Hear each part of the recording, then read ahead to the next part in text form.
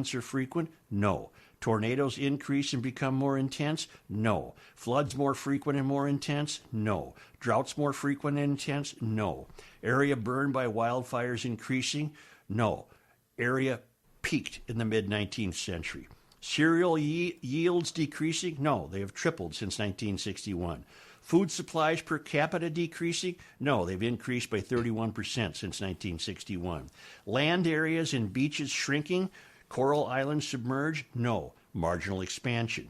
None of the doom-mongering claims made about a decline in human welfare stands up. Access to cleaner water is increased. Mortality from extreme weather events has declined by 99% since the 1920s. Fewer people are dying from the heat.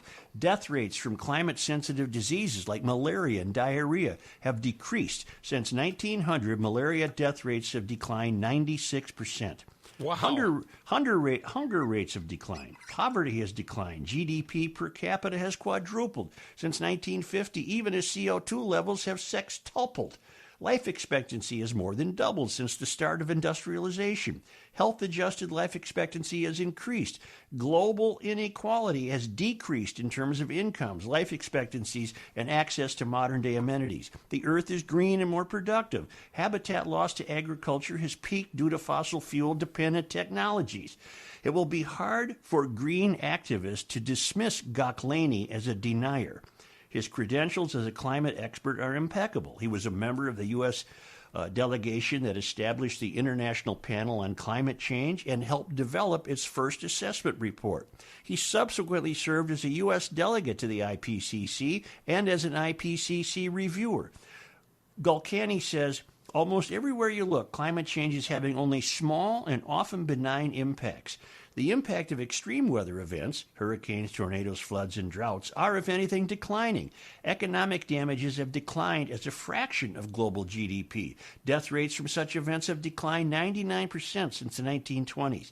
Climate-related disease has collapsed, and more people die from the cold than the warm. Even sea level rise, predicted to be the most damaging impact of global warming, seems to be much less of a problem than thought, according to his study.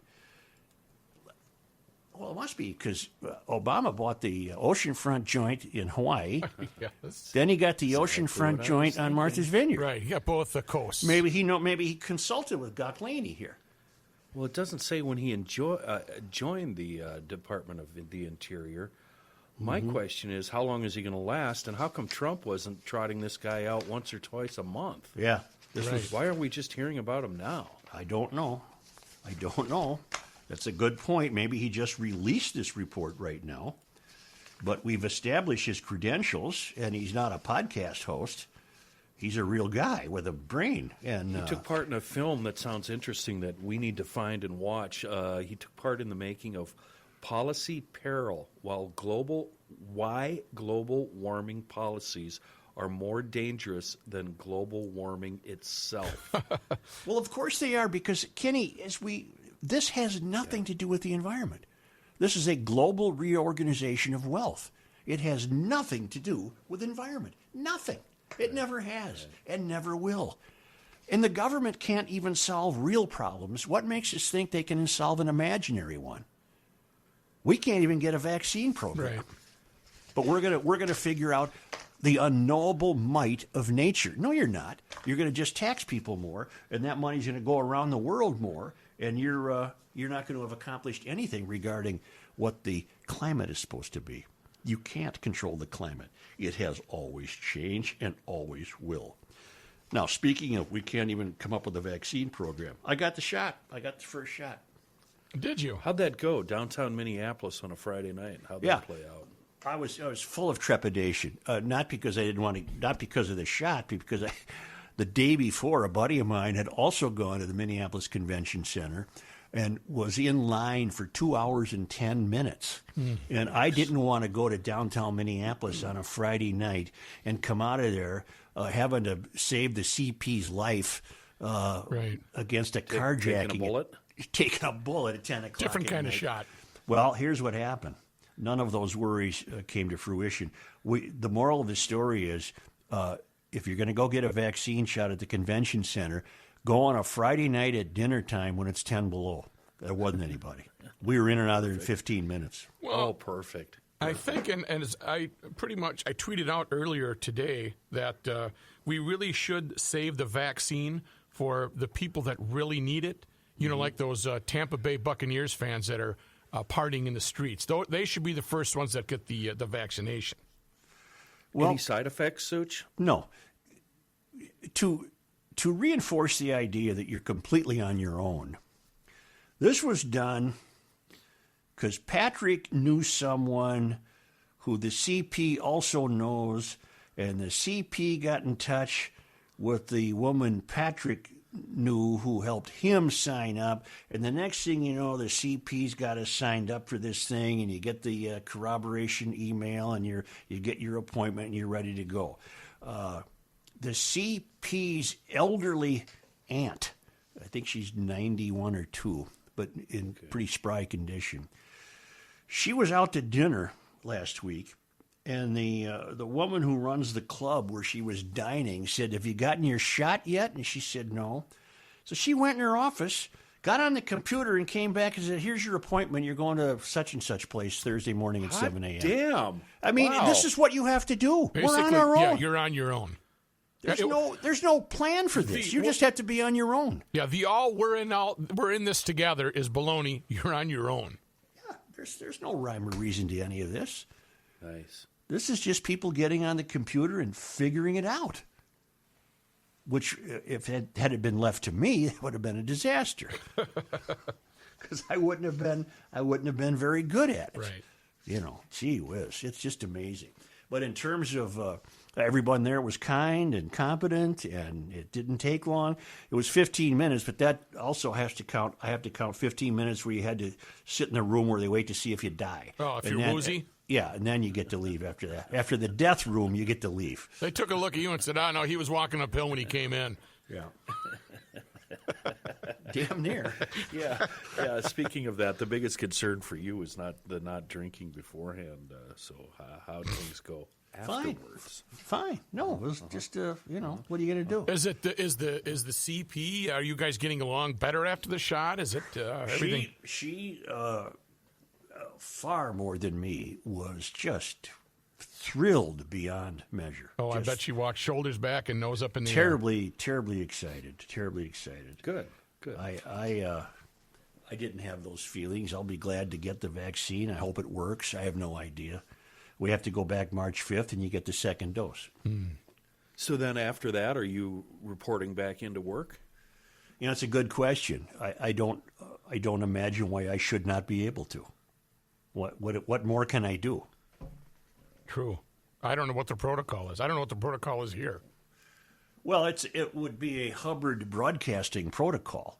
Right. For all I know, Hubbard wants you to stay away even if you got the shot. I don't know, but I'll find out. I got a month to find out. So I think they just want me to stay away because I'm me. yeah, Just because you're you, yeah. I did see that memo. Yes. Yeah. So are you after March 5th? Are you no longer at risk? Or if you're at risk, are you always at risk? Because Let me answer it this way. Yeah. Who the hell knows? Okay. I mean, really, based on all your reading of the vaccine efficacy and all the rest of it, who in the hell knows? The theory is, and I'm getting this from 2 kids I used to have are, pretty involved in the medical profession. Yep. And what they tell me is, you are not guaranteed not to get COVID. Correct. What the vaccine ideally accomplishes is if you get it, it won't be as severe enough to require hospitalization. Perfect. I don't think you have it. In other words, introduced to your body was this stuff that'll talk to your body and say, all right, now get ready for this COVID. Let's build up a little defense team here. And then in the event you get it, apparently it will not be. I don't expect. Well, I'm going to go back and answer your question a different way, Rook. Yep. The answer is no. I think I would still be at risk. Okay. Yeah. What about a year from now when you grow that third nipple right on your forehead? Right. Any concerns about the third nipple? No, it's the anal horn that concerns me. Yeah, that I a don't little wanna, more for me too. I I'm don't on want your a side. horn. Wouldn't Right. say that. That is Horn sounds a little stiff. disturbing. Yeah. Right. And the temptation not to play with it would be difficult. Or show it off. Right. Did I show you? Look what I got. I don't know what a year from now looks like. For all I know, this will become seasonal, like getting an annual flu shot. I have no idea. Well, I don't want to toot my anal horn here, but I haven't had the vaccine yet. Well, you're on your own if you want to get it. I've never been tested. I have had no reason to go and get tested. I haven't had any symptoms or anything. I ate a lot of spicy meatballs yesterday, so I am tooting my horn. Yes, today. you are. Well, Rook, apparently you're not in a dangerous age group. No, and but that's look why where he works. But a lot of people say, you should go get. I know some people that test themselves weekly. Mm-hmm. And why would you test yourself if you don't have any symptoms, or people around you don't have any symptoms and everything is fine? I'm not upset about it. I'm confused by that. I've been tested twice. Okay. Both because we wanted to ensure kids I used to have that we were good to go and see them. So in August we got a test and it was negative, and then prior to Christmas we got a test and it was negative. And that's fine. I'm not judging at all. I didn't know what everybody else's protocol. I've just never felt the need to go because I haven't had any symptoms. I know a gal that hasn't been to a grocery store in 11 months. It's deliveries. Is your name Deb? My wife? No, Yeah. Are you kidding me? No. She'd be the opposite of that person. No, she is. She going? No, she's a risk taker. Yeah. Say, I have great news from our friends at EcoFun Motorsports in Forest Lake. It's a preseason sale on all the bikes, scooters, and ATVs. It's happening now at EcoFun Motorsports on Highway 61 in Forest Lake.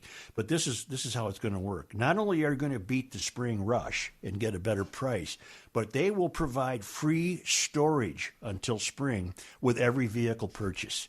So you go get the Bentelli e-bike or the kids, the youth ATV or a gasoline scooter that turns every urban errand into an adventure. You don't have to worry about struggling in cold weather to get it in your car. You don't have to worry about where you're going to put it when you get home. You don't have to make room in the garage. Tim Bloom will solve that for you. They'll store every purchase until spring, and then you can get it under pleasant circumstances, go home, and start riding right away.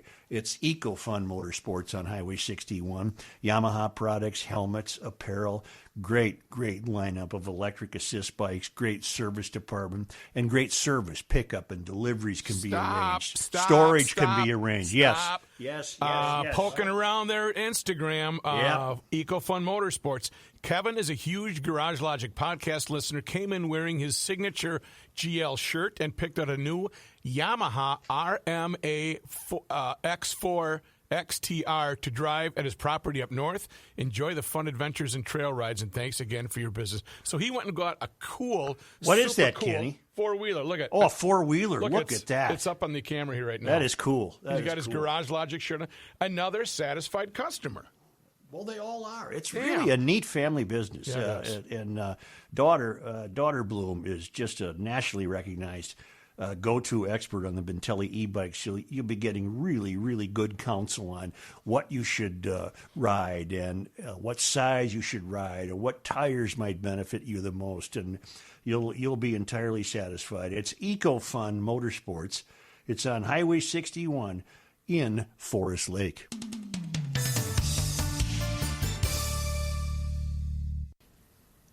Anybody doing anything here? Kenny is. Do a DK mix here. All right, here we go.